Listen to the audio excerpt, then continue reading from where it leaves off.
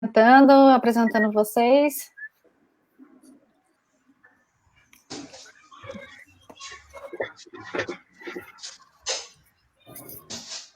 Bom, boa noite para todos os colegas aí, médicos e médicas, e todos os demais espectadores que nos veem hoje na página do Facebook do Sindicato dos Médicos. Sejam bem-vindos a essa live. Eu sou Juliana Salles, sou secretária-geral do Sindicato dos Médicos de São Paulo, e hoje a gente vai debater um tema muito importante aí para os serviços públicos do Estado. A reforma administrativa do governador João Dória, né?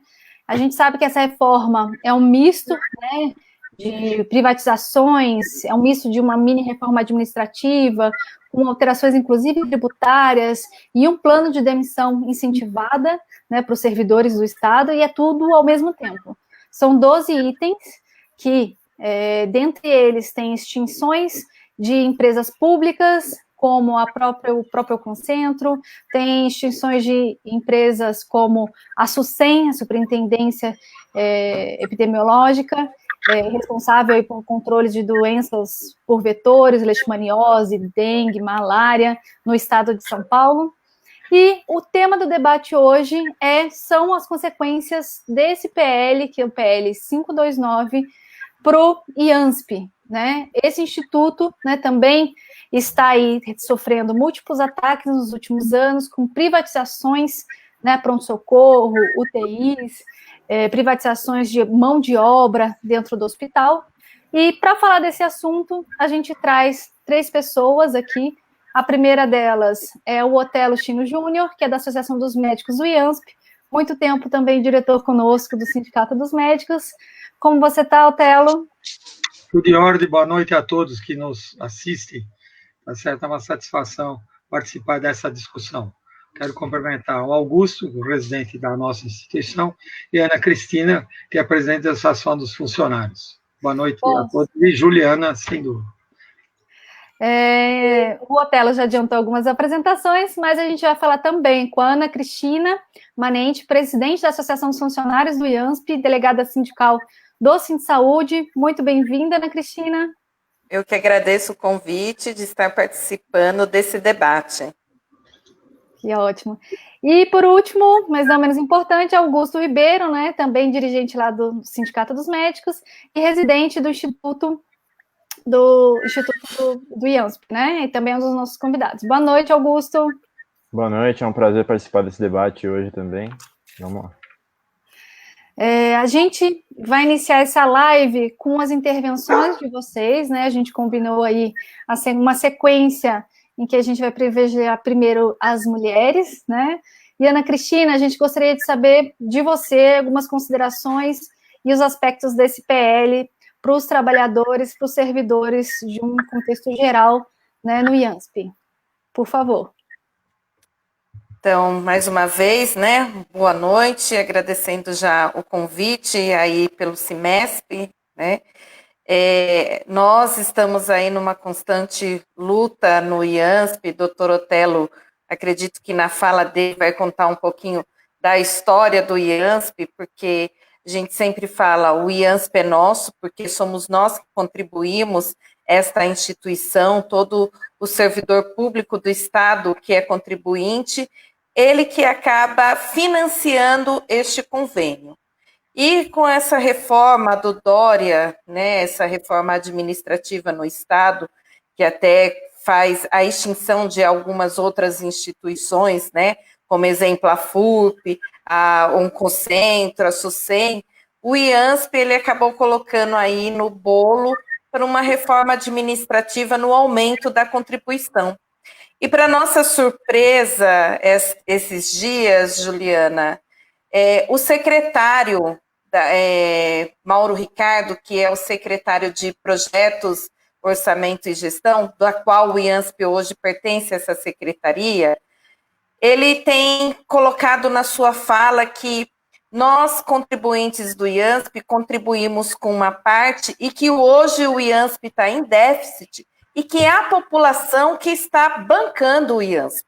Isso é uma inverdade, né? Porque, como todos sabem, quem contribui IANSP sabe que todo mês é descontado na sua folha de pagamento o governo não faz a contrapartida dele, porque é uma luta, até também sou membro da CCM e ANSP, da Comissão Consultiva Mista, faço parte da coordenação da capital, e uma discussão nossa, né, uma bandeira da CCM, é que o governo ele faça a contrapartida dele de fato. Então, se nós contribuímos com os 2% que está na nossa folha, o governo hoje acho que não participa nem com 0,5% da contribuição dele. Então, quem financia diretamente o IANSP somos nós. E agora, com o aumento dessa alíquota, é um roubo, porque ninguém vai garantir que o IANSP vai ser bem administrado. E nossa questão também, porque nós já temos um projeto de lei, que é o PL 52 de 2018, que transforma o IANSP numa autarquia em regime especial. Ele já é uma autarquia, mas vai transformar ele numa autarquia de regime especial. E nesse projeto, né, tá lá o Conselho Administrativo e o Conselho Fiscal, da qual o funcionalismo público estará fazendo parte, ou seja, fiscalizando as contas do IANSP, né, administrando junto com o governo aquilo que de fato compete ao funcionalismo público. Então, se ele quer aumentar a contribuição, ele pode até aumentar a contribuição, mas que dê para o funcionalismo administrar o IANSP. Mas, como tem muitas coisas embutidas nessa reforma administrativa, nessa PL 529, nós estamos, junto com as demais entidades, né, do funcionalismo, junto com os sindicatos que representam essas entidades, somos contra essa PL 529, até porque esse desgoverno, eu não falo mais nem que é um governo, porque ele não está sabendo governar o estado de São Paulo, é um desgoverno insensível, né? Ele não sabe fazer gestão de pessoas, ele faz gestão de números, infelizmente, essa é a característica desse governo Dória, e ele quer privatizar tudo. O IANSP já vem sofrendo há anos com terceirizações, né? E recentemente nós tivemos aí a terceirização do pronto-socorro, onde foi terceirizado tanto a parte médica, e acho que o Augusto, acredito que na fala dele, vai falar a respeito da parte da residência médica, que isso vai ter um impacto, sim, a parte da enfermagem e a parte administrativa do pronto-socorro. E várias outras terceirizações. Hoje, se nós formos contar quantas empresas tem dentro do IANSP, são mais de 20 empresas terceirizadas. Existe empresa até de senha para acessar a rede de informática dentro do IANSP. Então, ou seja, o governo de anos, né, esse governo do PSDB, infelizmente, ele tem esse pensamento privatista, né, o pensamento de terceirizar tudo, e com o IANSP, que é do funcionalismo público, ele não conversa, ele não tem diálogo, ele não aceita as ideias do funcionalismo e quer passar o rolo compressor naquilo que o funcionalismo banca. Então, nós não aceitamos esse projeto, nós queremos a retirada total dele e queremos a discussão da nossa PL 52 de 2018, que se encontra na Assembleia Legislativa. E nós queremos, né, administrar o IANSP, porque o IANSP é nosso. E para concluir, Juliana e Otelo e Augusto, né, nós queremos, né, a valorização dos nossos profissionais de saúde do IANSP, porque são os profissionais mais desvalorizados, pois hoje, por não estarmos mais na Secretaria da Saúde há mais de 10 anos, né, nós somos considerados o menor salário do estado de São Paulo. E sendo que as empresas terceirizadas, hoje, um profissional de saúde que entrou no pronto-socorro pela terceirizada está ganhando muito mais, não desmerecendo esse profissional, que ele tem que ganhar sim, mas quem está lá dentro do IANSP, que prestou um concurso público, os profissionais, eles se capacitam, né, se qualificam, não são realmente valorizados. Então, queremos o respeito e a valorização desse governo do Estado. Na situação é preocupante, né? E aí eu vou chamar o Otelo, né, para dizer um pouco para a gente o que os médicos têm pensado aí sobre esse projeto. Muito bem, novamente, boa noite a todos. Tá certo? Eu sou Otelo Quino Júnior, presidente da Associação dos Médicos. Estou há longo tempo no hospital do IANSP, tá certo? E completo ano que vem 40 anos de atividade no hospital. E realmente é muito deprimente a gente receber uma informação desse tipo. A doutora Ana Cristina, ela fez uma exposição bastante significativa e de acordo com o que eu penso da mesma forma. Então, a importância do IANSP, eu só lembro o seguinte, o IANSP foi fundado quando? Ele foi gestado no governo do ex-presidente Jânio Quadros, quando ele foi governador do estado. Então, nos anos 60, 1960, houve a inauguração do IANSP, que tinha um outro nome no seu início, e depois ele ficou com o nome atual, pouco tempo depois. A lei de construção do IANSP é de 1970. Ela teve algumas reformulações, alguns avanços, porque o que tinha em 1970 tem coisa que não existia de hoje naquela época. Então, vários procedimentos, e houve uma série de modificações que o IANSP teve que fazer. Tá certo? Então, houve sempre uma preocupação com a manutenção. O IANSP, quando ele foi fundado, os médicos antigos da casa, eles citavam, que a Ana já comentou isso, que o salário dos médicos era equivalente a um juiz, tá certo? Hoje, talvez 1/10, ou no máximo 2/10, quer dizer, 1/5 do que ganha o juiz em início de carreira. O nosso é no fim de carreira. Nunca houve essa preocupação. O Estado, por exemplo, ultimamente, ele fez uma carreira para médico, aí especificamente em relação a médico, que ficou naquilo. Em 2013 foi feita a carreira e nunca mais houve qualquer reajuste, tá certo? Quando parte da Secretaria da Saúde tem reajuste, isso já foi citado pela doutora Ana Cristina, tá certo? Que é uma profissional de altíssimo gabarito da enfermagem do nosso hospital, e uma atuação impressionante em relação à defesa do funcionalismo.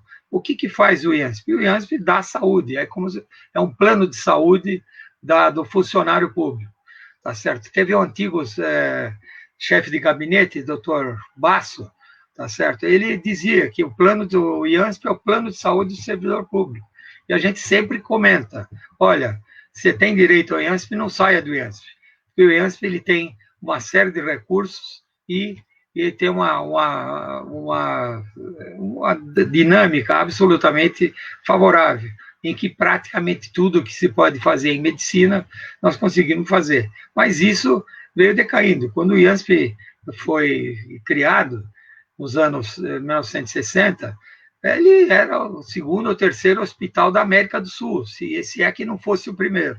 Tinha só o HC na frente, e o IANSP era muito grande. Hoje o IANSP é aproximadamente, em número de médicos e funcionários, 1/3 do que é o Hospital das Clínicas, que é o HC, que é da Faculdade de Medicina. E o funcionamento do IANSP é devido a, como a gente sabe, tudo tem que ter alguma fonte de recurso para funcionar. E a principal fonte de recursos já foi citada pela Ana Cristina, que é o quê? A contribuição do funcionalismo, que é por volta de 80%, se não mais. Tá certo? E o governo nunca contribuiu com mais do que essa porcentagem, tá certo? Se for contar que cada funcionário paga 2%, o IANSP, se pagar 0,5% é muito. Então, dá entre 75% e 80%, o que é uma vergonha. Por quê? Porque a administração é do governo. O governo não contribui com quase nada e, no entanto, ele mantém isso. Então, aquela fala do secretário que foi gravada e enviada para a gente, eu acho uma afronta. É uma afronta o que ele fez. Ele não conhece nada de IANSP, para ter falado o que ele falou. Falou coisa de 2, 3 minutos, tá certo? E falou mal, falou muito mal. O que depõe contra o próprio governador, que é outro que também não defende a causa do funcionalismo, é contra o funcionalismo. Eles fazem uma fala sobre isso, e todo mundo teve uma professora do Estado, todo mundo que é do Estado foi atendido, pode ter sido atendido ou pode ser atendido ainda, né, ainda pelo IANSP, e a gente lamenta que isso aconteça. As implicações são enormes na funcionalidade do próprio hospital, porque o caminho que estão escolhendo, devido ao baixo salário, você não consegue contratar médico.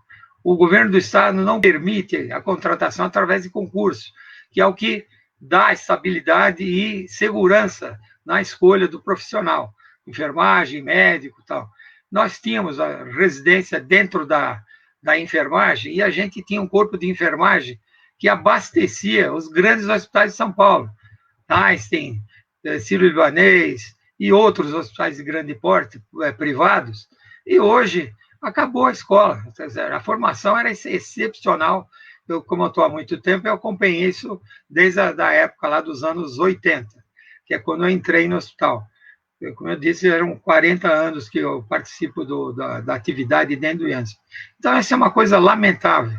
A implicação sobre a residência médica, o doutor Augusto vai comentar, mas eu reconheço que é realmente deletéria. Por quê? Porque a gente está perdendo o que a gente chama de preceptor, que é quem é responsável pelo ensino dentro da instituição e que mantém a qualidade do hospital.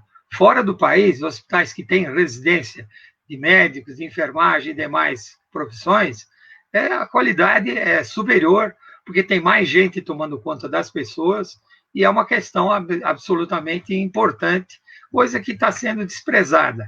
É uma tristeza a gente ver acompanhando nisso e a gente torce para que isso possa mudar. Então, a nossa sentido dessa luta é no sentido de preservar o hospital. Como eu já disse, quem é do IANSP não saia do IANSP, porque não sabe o que está perdendo. Tá certo? Porque cada vez mais existe uma tendência de as pessoas não terem o financiamento, dinheiro para fazerem saúde privada, que é plano de saúde, e eu posso dizer isso com segurança, porque eu fui conselheiro da Agência Nacional de Saúde Suplementar por 7 ou 8 anos, representando o sindicato. E a gente via de tudo lá. Quem que era normalmente os encarregados da saúde suplementar? Eram geralmente pessoas ligadas aos próprios planos de saúde, o que é um contrassenso, tá certo? A ANS é para defender quem? Tá certo? Em princípio era para defender o usuário, mas o que acontecia é que defendia os planos de saúde. Então, até hoje, existe essa implicação, e a gente fez severas críticas e faz até hoje, porque continua a mesma coisa, tá certo? A história se repete dentro do governo federal, quando você tem um general lá, nada contra o general, mas contra o general que toma conta da saúde não dá para aceitar. De repente vou eu lá, vou virar general, dá licença que agora sou marechal. Tá certo? Não tem sentido isso, é uma coisa absolutamente inaceitável. E não entende nada de medicina. As propostas deles são cada vez piores. Bom, essencialmente é isso, esse plano do governo do Estado, eu acredito que seja um desastre, o governo culpa sempre o funcionalismo por isso, e ele quer terceirizar, deixar na mão de que a gente não conhece o hospital. Nós tivemos uma série de problemas com pessoas terceirizadas, tá certo? E isso a gente alerta, porque vai criar uma dificuldade muito grande. Tempo, Juliana, como é que está? Estamos com uns 10 minutos já, Otelo. Tá bom, então eu fico por aqui. Então, os nossos votos é lutar contra esse PL, porque ele vai trazer uma série de dificuldades para nós, e agradeço e boa noite a todos. Estou à disposição. Eu vou passar a palavra agora para o Augusto, e a nossa intenção, Augusto, é saber como é que está sendo a recepção, o que os residentes estão achando, né, desse PL da reforma administrativa do Dória. Boa noite. Então, o PL 529, ele é um absurdo do início ao fim. Ele traz várias implicações para o ensino, não só dentro do IANSP, mas também nas universidades, em termos de pós-graduação. Uma das propostas desse projeto de lei, que foi colocado a toque de caixa e que foi colocado num momento de pandemia em que dificulta qualquer tipo de reação e mobilização em relação a isso. O que ele traz? Ele traz que de autarquias especiais como as universidades estaduais e a FAPESP vão ter que devolver o que sobrar para o Tesouro do Estado para ser para ser utilizado para pagamento de, por exemplo, previdência, etc. E todo esse processo ele se dá com o argumento de que está deficitário o orçamento, baseado no orçamento de 2020, que a gente sabe que a arrecadação vai ser menor. Mas o que a gente tem observado também é que, se ele não tivesse feito as isenções fiscais de 2017, por exemplo, esses 10 bilhões que eles alegam de déficit para justificar esse projeto de lei já estaria coberto. Então ele propõe a toque de caixa no momento em que dificulta a mobilização, um projeto de lei complexo, que foi avaliado como o projeto de lei mais complexo da legislatura, que muda a relação tributária, muda a relação administrativa e afeta frontalmente o IANSP. Os residentes têm estado apreensivos porque o que isso traz? Isso traz a perspectiva de uma mudança drástica nos nossos cenários de prática. O que a gente vê hoje é uma tendência à terceirização. O projeto de lei não traz nada diretamente relacionado a isso, citando isso diretamente, mas o que a gente observa? É um hospital grande que vem, como o Otelo disse bem, sendo sucateado, sendo sufocado nos últimos tempos, tanto pelo não pagamento e subfinanciamento pelo governo do Estado, com a não contribuição da sua cota à parte em relação ao plano de saúde dos funcionários públicos do Estado. Então, reformas que nunca acabam, só saem médicos, profissionais concursados e não há novas contratações suficientes. O serviço de psiquiatria, por exemplo, eu sou residente de psiquiatria, ele já é metade do que um dia já foi, em termos de números de médicos no corpo clínico. Então, tudo isso traz um prejuízo enorme para os nossos cenários de prática, para o nosso aprendizado, para o padrão do nosso trabalho dentro do hospital, né? Hoje a gente tem muitas vagas de residência médica e a gente observa que em vários âmbitos da nossa atuação, a gente tem uma grande dificuldade para obter a supervisão adequada para as nossas atividades, porque o corpo clínico está reduzido, né? Então, com um programa de demissão voluntária, que é o que está sendo proposto nesse projeto de lei, para os funcionários do IANSP, inclusive, o que a gente vai ter? A gente vai ter uma redução ainda maior do corpo clínico do IANSP. E pode chegar a um ponto de ser impossível manter o serviço no hospital com um corpo clínico tão reduzido, né? A gente observa que a tendência para lidar com isso, num hospital sucateado, num hospital com corpo clínico insuficiente, vai ser apresentada como sendo a privatização. E a privatização já é uma velha conhecida, né? No Brasil inteiro, em hospitais, através de organizações sociais, inclusive com pareceres do Tribunal de Contas da União mostrando que é um processo que reduz a transparência no serviço, reduz a transparência nos gastos públicos, que não barateia o gasto público e não traz necessariamente melhora no atendimento no serviço, tá? Para o aprendizado, para o ensino no IANSP, isso representa um problema ainda maior, porque, por exemplo, hoje a remuneração da preceptoria já está irregular. Nem todo mundo que atua como preceptor recebe o valor adequado para atuar dessa maneira. Os assistentes, por exemplo. Os assistentes, no caso. E a gente observa que, por exemplo, o serviço que já foi terceirizado, o pronto-socorro, a porta do pronto-socorro foi terceirizado. E os residentes simplesmente não atuam mais lá, né? Em relação às exigências curriculares para a formação de um residente em clínica médica, por exemplo, ele precisa ter um estágio em pronto-socorro. Essa carga horária vai ser cumprida com retaguarda, outros aspectos. Mas e aí, se o processo de terceirização se amplia, se são contratados esses médicos por via terceirizada, quarteirizada, através de pessoas jurídicas que não tem nenhum vínculo com a instituição, nem responsabilidade de ser didático ou de supervisionar residentes, o que vai virar residência médica no IANSP, né? Então, a gente vê que isso afeta diretamente. Além disso, muitos projetos de ensino que acontecem ali dentro podem ter verbas de instituições de fomento à pesquisa. E o que a gente está vendo, que está causando um grande rebuliço e uma resposta muito drástica de toda a comunidade acadêmica e de pesquisadores no estado de São Paulo, que é um estado que produz metade da produção científica do Brasil, é que esse projeto de lei pode ser o fim da FAPESP, né? E isso afeta a gente não só na nossa formação dentro do IANSP, mas na nossa na nossa carreira como médicos, como acadêmicos, etc., para o futuro. Então, o residente está diretamente implicado no que está se desenhando hoje na Assembleia Legislativa de São Paulo, e a gente precisa atuar junto com as outras categorias para barrar esse projeto e mostrar os absurdos nele e o que ele representa para a tragédia da assistência e da educação dentro do IANSP. Acho que, por enquanto, é isso. A gente pode... Sim, não, excelente, né? Eu queria primeiro agradecer, né? Tem bastante gente nos assistindo. O Sind Saúde, né? Sindicato parceiro aí nas nossas lutas, também está retransmitindo nossa live, né? E eu vou ler 2 comentários aqui e pedir para a Ana nos ajudar aí na próxima pergunta, né?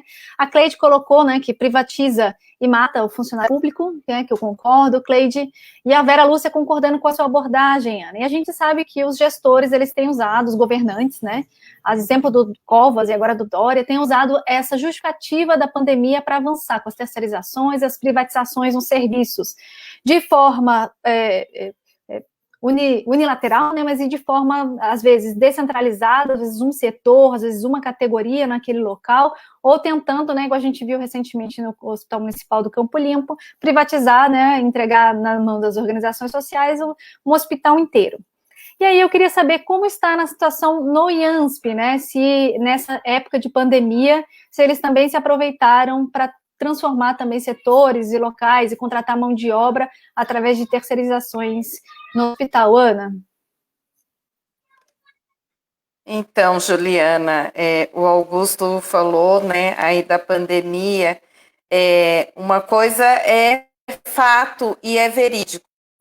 O Dória, ele não mentiu quando ele falou na campanha dele que ele ia privatizar e terceirizar os serviços, né? Ele foi verdadeiro nisso. E ele está concluindo o que ele veio fazer. Só que no momento da fragilidade, né, do ser humano, numa pandemia, né, onde todos ficaram apreensivos e continuam apreensivos, porque não tem ainda decretado que a pandemia acabou e nós sabemos que o fim dela só vai ser quando começar a vacinação em massa, então nós ainda estamos no período da pandemia, na fragilidade do povo e do ser humano. O IANSP, ele não foi diferente de outras instituições, não.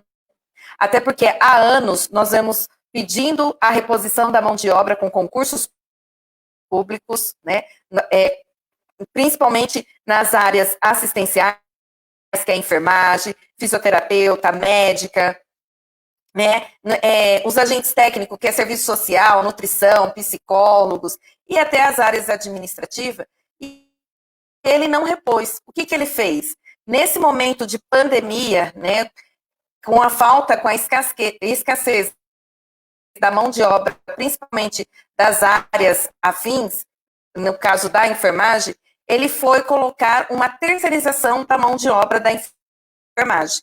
Então, veio uma empresa, a qual a gente começou a investigar, uma empresa que o know-how dela não é intra-hospitalar, o know-how dela é para serviços domiciliares, né, home care, e contratou essa empresa, ela já presta assistência lá no hospital, num programa que tem de enfermagem em casa, que faz curativo, medicamento. Mas no intra-hospitalar, na hora de atuar, principalmente, hoje nós chamamos as áreas covidários, né, e as UTIs, essa empresa, ela começou a atuar lá dentro com os profissionais sem querer ter um mínimo de experiência.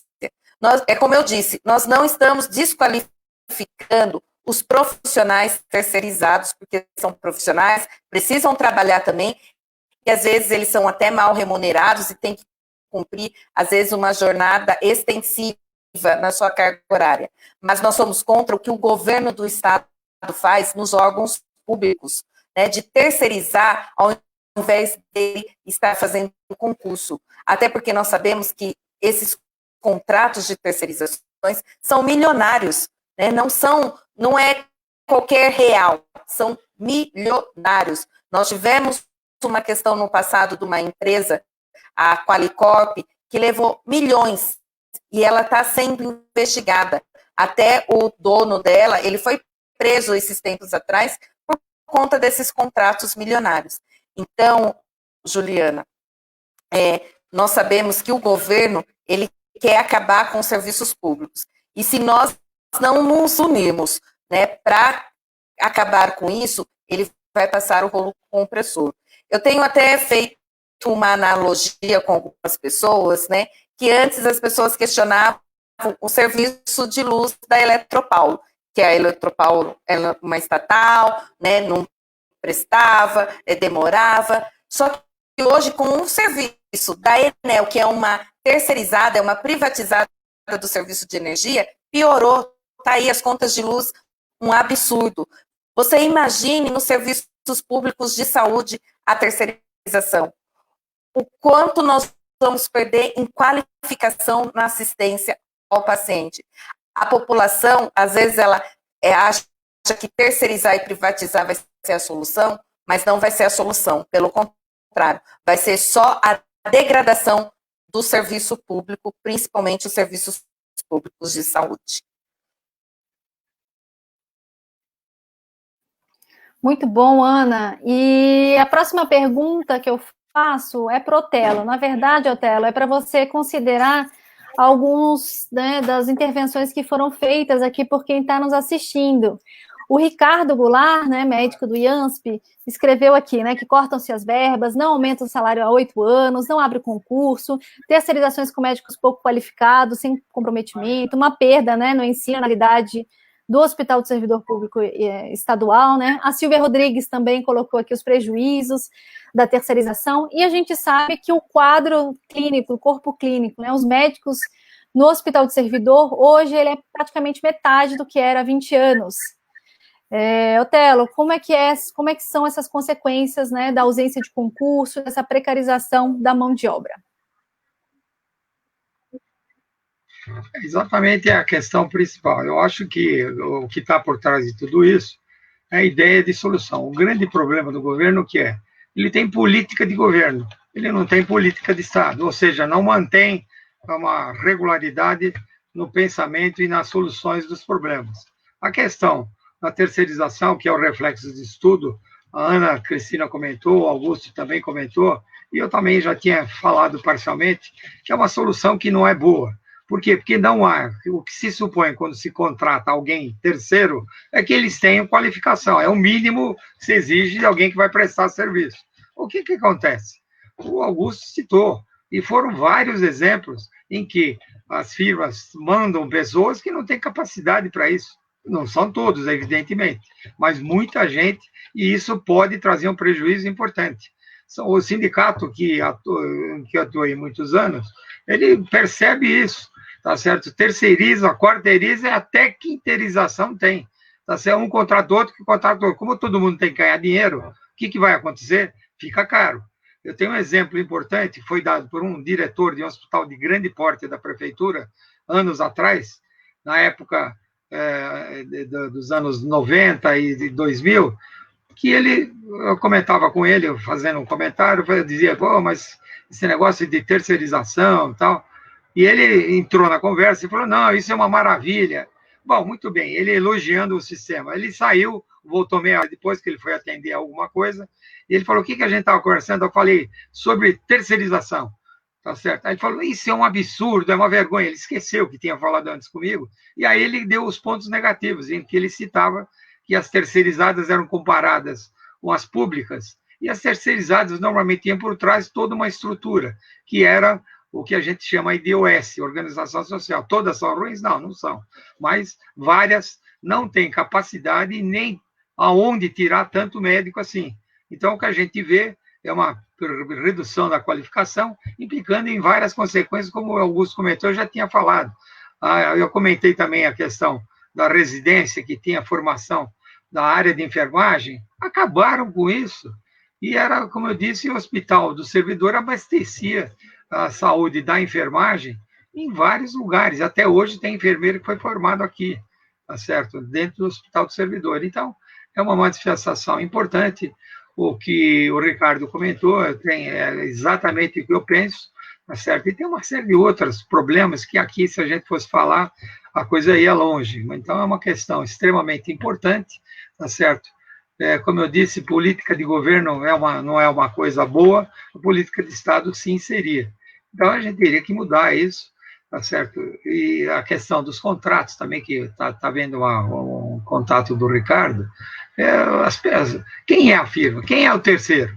Tá certo? A gente tem alguns terceiros que são bons, mas uma boa parte, tá certo? Lembro que aconteceu em Brasília, no Hospital do Coração, aqui mesmo, aqui em São Paulo, uma série de circunstâncias, Santa Casa, que estava envolvida, por quê? Porque quem é da terceirização nem sempre é uma pessoa que tem a qualificação desejada e nem sempre tem material humano acessível a todos os hospitais. Afinal de contas, eles terceirizam do Oiapoque ao Chuí, tá certo? Então, realmente, as terceiras, e tem terceiras que são de péssima qualidade. É só lembrar do Rio de Janeiro agora, recente, acabou de sair, uma instituição de nome Iabas, tá certo? Que construiu, ficou de construir, recebeu dinheiro, ficou de construir 5 hospitais de campanha, fizeram só 2, sendo que um nunca funcionou. Tá certo? Então, isso é uma vergonha. Quanto custou isso? Teve uma denúncia de um governador, não sei se senador ou deputado estadual, que ele disse que a mesma Iabas, o custo delas no Rio de Janeiro foi 10 vezes maior do que em São Paulo. Iabas, quer dizer, uma coisa que o sindicato há anos vem recebendo denúncia contra elas. Então, é uma questão que realmente há razão nesse comentário. É isso mesmo, né, Otelo? A gente vem no sindicato combatendo a política de precarização das relações de trabalho, né?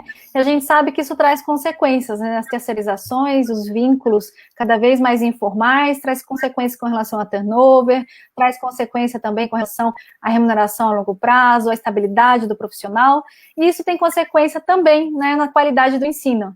A gente sabe que os preceptores, né, eles citaram aqui a qualificação, né, dos profissionais, dos preceptores, né, do tal servidor público estadual, e eu chamo aí o Augusto, né, a nos comentar como é que é essa política de terceirização e nos setores em que isso é implantado, como tem sido essa relação e se esses terceirizados têm feito preceptoria, né. O Ricardo Goulart aqui, que nos ouve, né, e participa aqui com seus comentários, ele escreveu aqui que houve uma perda de aproximadamente 30% dos preceptores efetivos na residência nos últimos 5 anos, né, e que a qualidade dessa preceptoria fica muito prejudicada com a perda desses profissionais que têm anos aí, né, no comprometimento do ensino. O que você acha disso, Augusto? Como tem sido?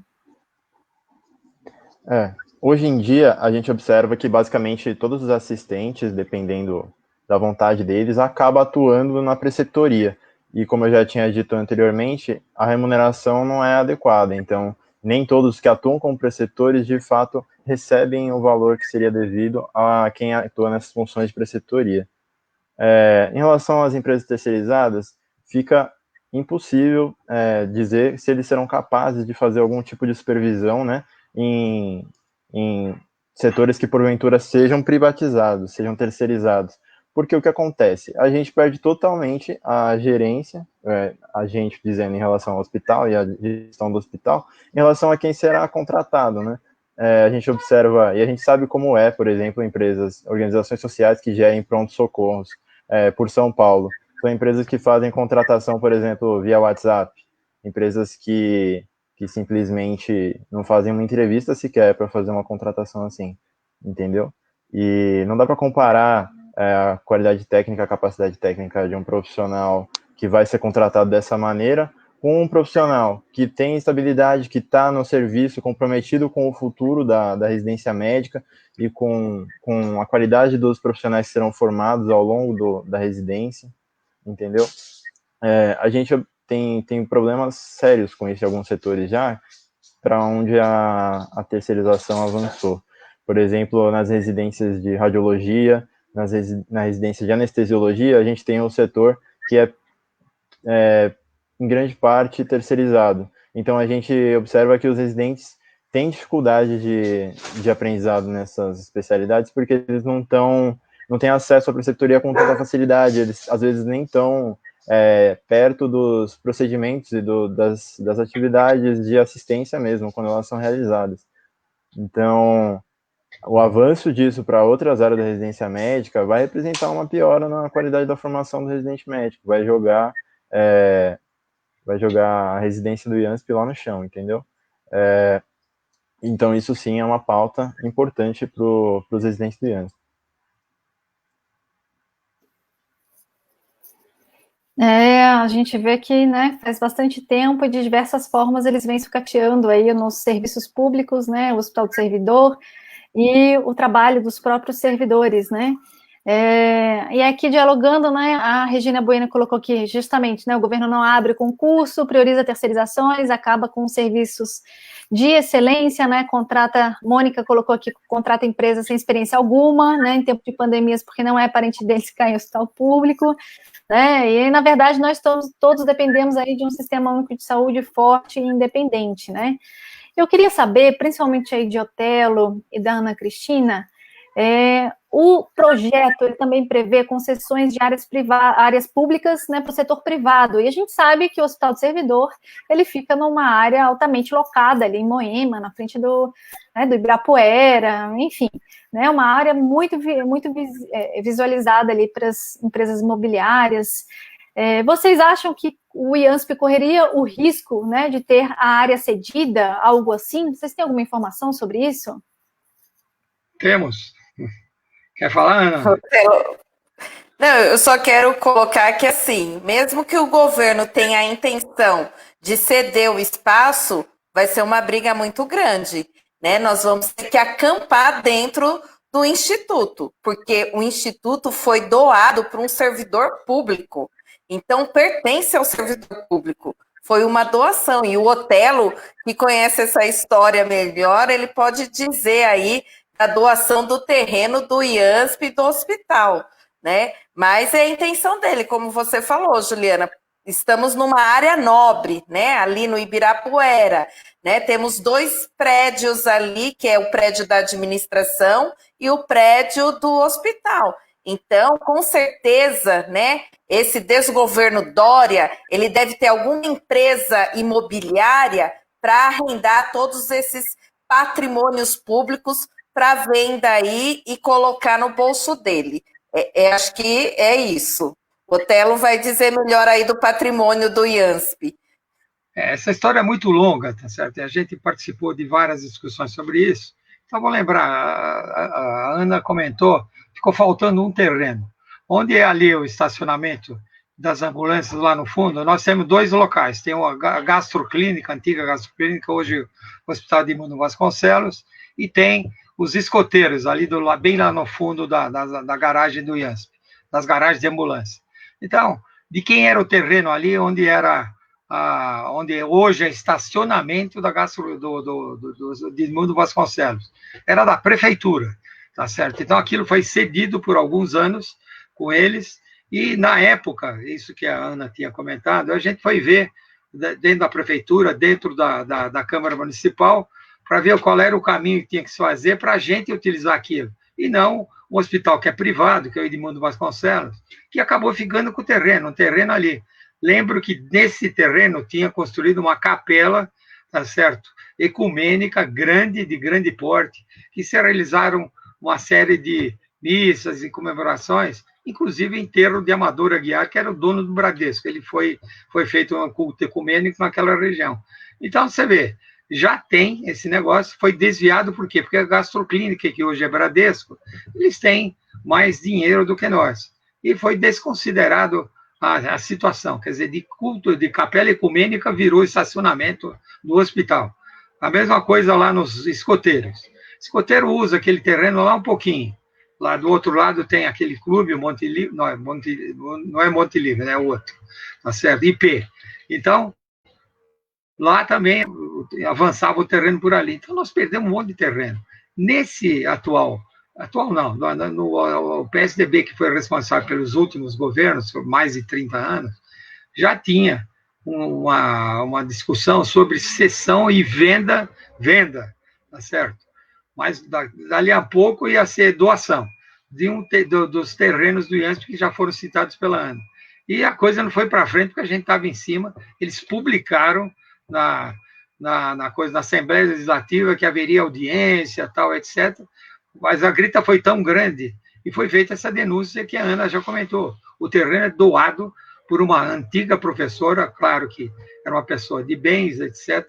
E aquele terreno lá que já foi comentado, é um terreno que sei quantos milhões vale aquilo, ele deve valer bilhão, mais de bilhão, que dá para a gente tocar o orçamento do IANSP, muito provavelmente 5 anos ou mais. Então, realmente é uma vergonha esse tipo. Qual é o detalhe? Não é do governo. Como é que ele vai privatizar um negócio que não é dele? Você pode privatizar se você quiser, mas coisa que não é sua, você não pode, tá certo? Ou fica com você, ou vende, ou qualquer outra coisa. Então, realmente é uma situação absolutamente inaceitável. E essa proposta, inclusive nós temos aqui uma lista dos imóveis colocados à disposição que é muito grande, tá certo? Então, é uma situação insustentável, insuportável, inaceitável. Nossa, é escandaloso, né? Chega a ser escandaloso mesmo, quererem...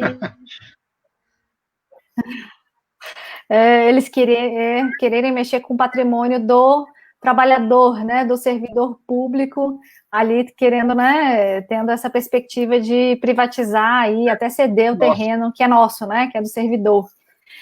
Tivemos vários comentários bastante qualificados aqui, né, e vários dele perguntando justamente, né, das saídas, né, Silvia Rodrigues colocou aqui no começo, né, que é médica lá do servidor, e que, né, não tem sentido aí a mobilização dos médicos, né, aí, Silvia, eu também vou responder, né, que essa live surgiu da necessidade justamente, né, da gente se unir com os demais trabalhadores para construir essas saídas.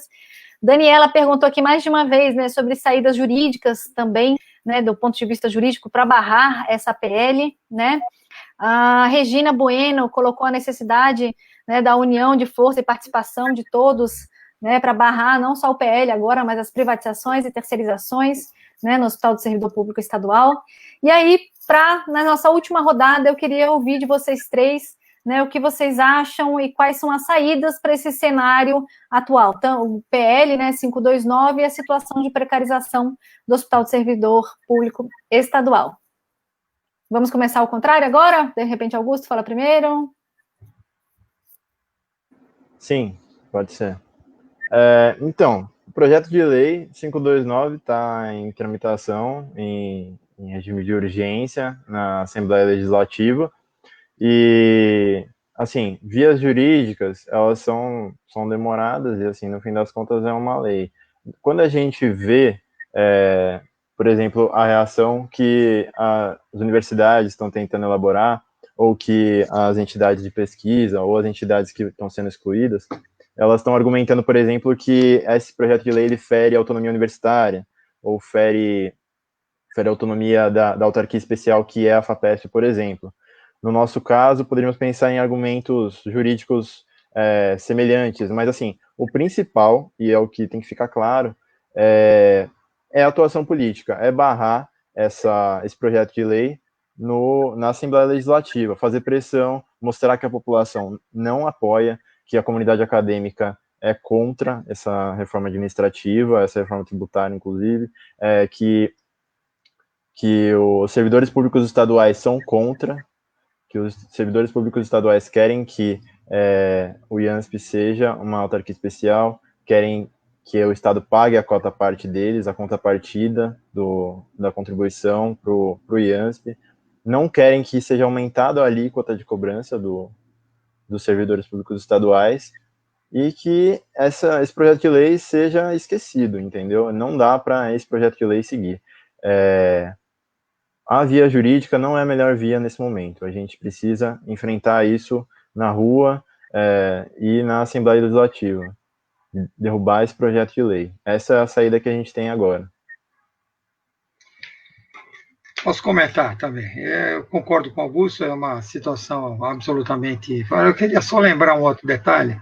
Nós temos uma proposta, nós, entidades do IANSP, desde 1995, que a gente discutia que era a autarquia especial. A autarquia especial era uma condição que transformava o IANSP, que é uma autarquia, mas esse especial seria diferente, que daria acesso ao arrecadado do funcionalismo, por anos, muitos anos. Foi feito o governo escondia a arrecadação. Então, em 1988, da época da fundação do Sindsaúde, que é o Sindicato dos Servidores de Saúde do Estado, foi feita uma discussão e a gente fez uma proposta, etc., e saiu o quê nessa questão, tá certo? Que era a transformação do IANSP, já se comentava na época, e teve uma proposta não, foi uma discussão que o Sindicato dos Arquitetos de São Paulo avaliou a proposta, que o governo dizia que não podia dar verba para o IANSP,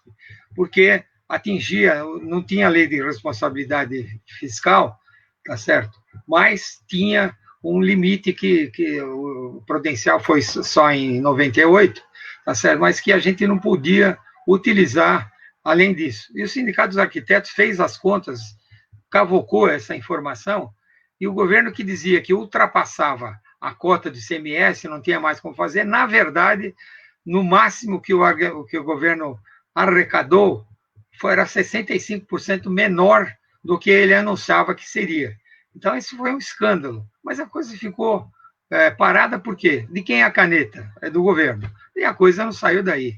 Depois, essa proposta de autarquia especial, ela foi apresentada em 95, eu já tinha citado, e ela ficou engavetada. Por quê? Porque um dos pontos que dizia sobre essa organização é que a escolha da superintendência seria feita por um conselho que passaria a ser deliberativo, hoje ele chama consultivo, é como se fosse o conselho gestor do hospital, mas é um conselho consultivo. Então, o que ele decide não vale, tá certo? Não entra em vigência. Por quê? Porque quem manda é o governo, é a superintendência. E hoje foi feito um novo processo, com mudanças propostas pelas entidades da casa, que trariam, teoricamente, essa autonomia, e a única coisa que mudaria, ela se tornaria deliberativa, mas seria tocada pelos funcionários. Então, provavelmente, a escolha ficaria a cargo desse conselho consultivo.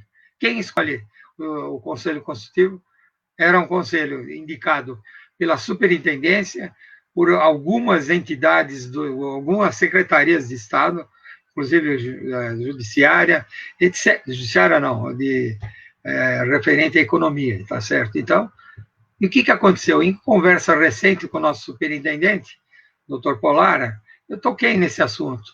A resposta, sabe qual foi? Infelizmente, para nós, não, isso não vai sair da gaveta e vai continuar como está, porque a proposta de solução é outra, tá certo? É outra que não passa por esse caminho, tá certo? Não é nem o legislativo que vai mudar essa proposta. Então, realmente, eu lamento, o doutor Polara, ele foi secretário da Saúde, municipal, etc., é uma pessoa gabaritada na sua formação, mas ele é novo aqui no IANSP, então a gente tem uma experiência um pouco maior que a dele dentro, e a gente apostava nisso, porque nessa história o que aconteceu? Nós mudamos de secretaria, então a gente era da administração, depois nós passamos para a saúde, depois passamos para a gestão, passamos para a secretaria de governo e mudamos para a secretaria atual, que foi aquele comentário que foi feito em relação ao secretário, que comentou a proposta deles em relação à cobrança de porcentagem que o funcionalismo pagava. O aumento é de 50% na contribuição. Ele passa de 2% para 3% para pessoas até 59 anos. Quer dizer, acima de 60, pagaria também um pouco. Aliás, pelo contrário, seria 3% quem tem mais de 60 e 2% para quem tinha menos de 60. O que eu comento? O funcionalismo, como não tem concurso, o funcionalismo tem uma idade muito superior. Na associação nossa fez uma avaliação e tentou tirar a idade média dos médicos nos anos 90, no fim dos anos 90. 45 anos, eu tomei um susto, porque 45 anos era quase a idade de aposentar. Aí, 3 anos depois, nós fizemos outra vez. Eu contava que tivesse diminuído, porque tinha tido alguns concursos, mas o que aconteceu? 53 anos de idade média. 53 anos é gente que aposenta. Então, você vê o que mal faz essa questão de a gente não fazer concurso, de a gente não ter renovação e encaminhando a coisa para a terceirização. É esse comentário. Ana, pode falar. Então, a gente concorda, né, com as falas aí do Augusto, do doutor Otelo, né? Infelizmente, eu acho que a única saída que nós temos é ir para a rua, mesmo estando na pandemia, a gente tem que tomar as precauções, não dá mais para ficar de braços cruzados, né? Nós temos que ir para frente da Assembleia Legislativa, temos que ir para frente do Palácio do Governo. Recentemente, nós fizemos uma paralisação, até o doutor Virto, presidente aí do CIMESP, com o Augusto, participaram da nossa paralisação, né? Teve uma grande demanda de profissionais do IANSP, né? Outras entidades também participaram. A gente deu a nossa resposta para o governo do estado e nós temos que caminhar para isso. Muitos falam de greve, né? Mas atualmente eu acho que greve não é a solução para o problema. A solução é a gente colocar nas nossas redes sociais que nós não aceitamos essa PL 529, ir para a rua sim, lá para a Assembleia Legislativa, fazer barulho, né? Falar com a população, principalmente das instituições que estão dentro dessa reforma administrativa, que é a FURP, né? As pessoas vão ficar sem medicação, já está sem medicação gratuita. Imagine fechar a FURP, a Oncocentro, que trata com um paciente com câncer, já é uma dificuldade essas vidas ter um atendimento. Imagine fechar o Oncocentro, né? E nós temos que unir forças com todo o funcionalismo público, com todo o Estado, com a população, ir para a rua e gritar que os serviços públicos, eles são funcionantes e depende de pessoas concursadas. Então, nós somos contra a reforma administrativa 529, queremos gritar na rua, teremos um ato agora no próximo dia 16 de setembro, a partir das 15 horas, lá na porta da Assembleia Legislativa. Eu já quero estender o convite aí para toda a população participar, para o funcionalismo público, né? E vamos gritar, principalmente aqueles que usam o IANSP. O IANSP é nosso e queremos administrar o IANSP. Chega desses cargos, esses cabides de emprego que vêm fazer só passagem no IANSP e não resolver os nossos problemas. Então, nós queremos um conselho administrativo, um conselho fiscal participativo com funcionalismo público. É isso, Juliana. Com o nosso dinheiro, né, Ana? Exatamente. Então, né, excelente a participação de vocês. E realmente, né, vários comentários aqui, né, já saíram do meu controle, acho que não dá tempo de eu citar todos, mas ressaltando a importância da nossa, né, organização, nossa mobilização. E a gente vive, infelizmente, um tempo de exceção, né, e essa exceção, ela nos traz alguns confrontos e alguns enfrentamentos, né, que serão necessários. E agora, gente, a mobilização, ela é realmente extremamente necessária, né? E aí eu coloco isso porque o Sindicato dos Médicos, dia 16, às 15 horas, vai estar lá na frente da Assembleia Legislativa do Estado para dar o recado para o Dória, né, e para todos os parlamentares ali da Assembleia que resolverem, né, e apoiar esse projeto, que nós não concordamos com o aumento de alíquota, nós não concordamos com a precarização do Hospital do Servidor Público Estadual, de toda a estrutura, né, de saúde do Estado, e com a cessão desses outros, né, dessas outras empresas públicas, com programas de demissão incentivada. E é muito importante, né, essa integração nossa aqui dos funcionários, dos servidores do Hospital do Servidor Público Estadual, neste momento, nessa live, junto com o Sindsaúde, a Associação dos Funcionários, a Associação dos Médicos, justamente para avançar nessa organização, nessa mobilização, né? E é isso, gente, é preciso ter coragem, né? Eu gostaria de encaminhar para vocês para as considerações finais, tá? E aí, na sequência, a gente faz ao contrário agora, começa igual no início, a Ana primeiro, depois Otelo e Augusto? Tá bom. Vai lá, Ana. Bom, eu quero agradecer mais uma vez o convite aí da Juliana, né, do Augusto, que está no CIMESP, né, o doutor Otelo, um grande amigo, parceiro aí de grandes lutas, e já quero fazer o convite, amanhã nós teremos uma live, né, pelo Sind Saúde, falando da história de luta do IANSP, construída pelos trabalhadores.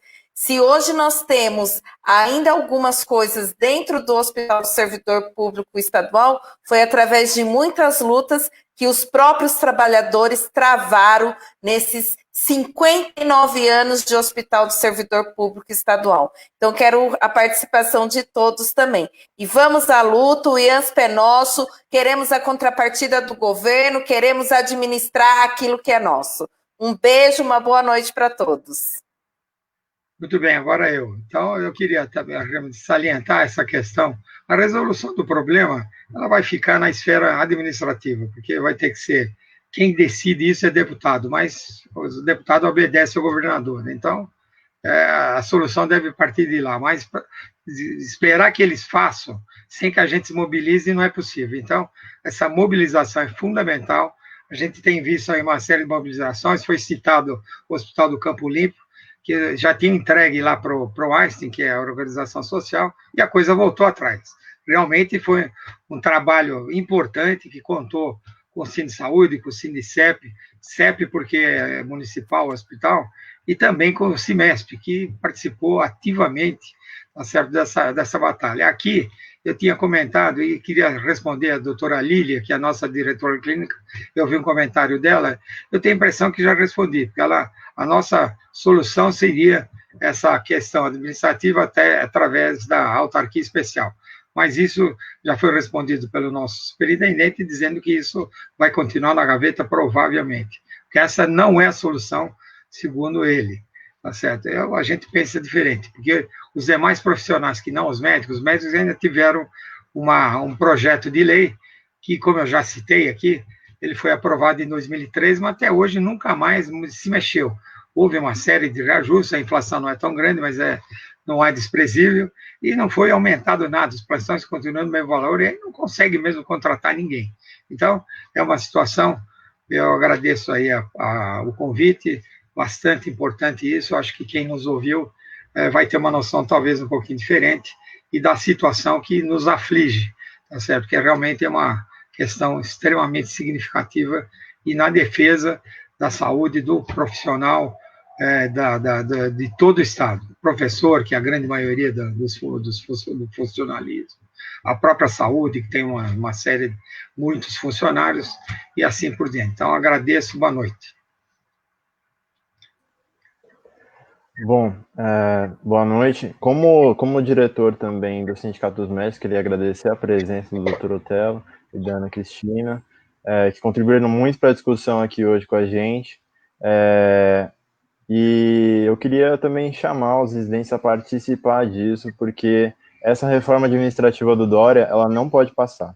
E a gente tem força para barrar isso, porque ele não mexeu só com a gente, ele mexeu com o funcionalismo público do Estado, ele mexeu com as universidades públicas, ele mexeu com os pesquisadores e com as entidades de fomento à pesquisa do Estado de São Paulo, mexeu com a população também, porque ela vai ser afetada amplamente pela exclusão das diversas instituições públicas que ele está tentando excluir com esse projeto de lei, que inclusive são relacionadas à saúde pública. Então, ele não vai passar esse projeto a toque de caixa, diminuindo os serviços públicos e prejudicando os servidores estaduais dessa maneira. A gente não vai deixar que isso passe dessa maneira. Então, dia 16, estamos lá. Bom, nossa, gente, esse debate altamente qualificado, né? Queria agradecer muito a presença da Ana Cristina, do Otelo, do Augusto, né? Nesse momento, né, de interação entre os servidores do Hospital Servidor Público Estadual. Queria lembrar que a justificativa do projeto, né, são os gastos com a pandemia, né, de 10,5 bilhões de reais, né, mas que no mesmo projeto existe um item de uma mini reforma tributária do Estado, em que ele renuncia a arrecadações que podem chegar até 40 bilhões, então essa matemática não fecha, né, na verdade eles estão renunciando aí, deixando de cobrar os empresários e colocando, né, todas as consequências e reduzindo os serviços públicos para a população em geral e colocando as consequências nas costas dos servidores, né. Então, é um projeto muito nefasto para essas categorias, né, para os servidores de uma maneira geral, que estão aí no Estado há muito tempo, né, sem concurso, sem condições adequadas de trabalho. Então, é isso. Dia 16, existe um comitê grande de organização desse ato, né, tem várias entidades sindicais, vários sindicatos, né, inclusive Sindisaúde e Simesp, que aqui estão presentes, tem movimentos populares, né, tem partidos políticos também envolvidos. Então, este momento será de grande visibilidade e é importante que a gente se organize também para ele. Estávamos organizando aí no começo, antes do início da live, né, nossa atuação em conjunto. Levaremos uma faixa do IANSP é Nosso e convidamos todos os que não ouvem aqui, vão nos ouvir até lá, para estarem presentes e agrupados junto com a gente. Médicos, residentes, servidores do Hospital Público Estadual.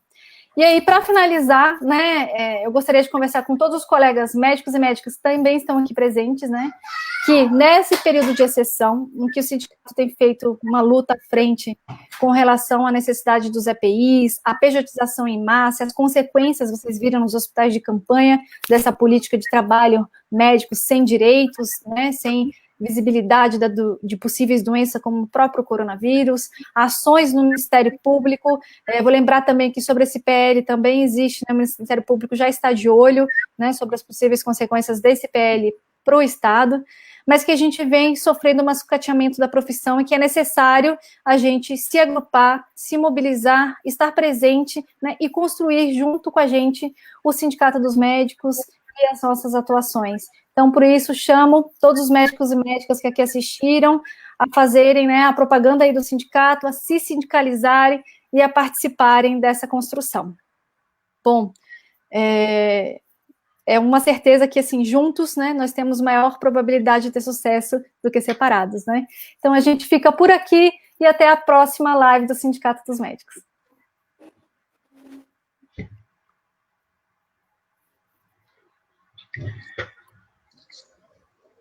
Tá me ouvindo aí, Augusto?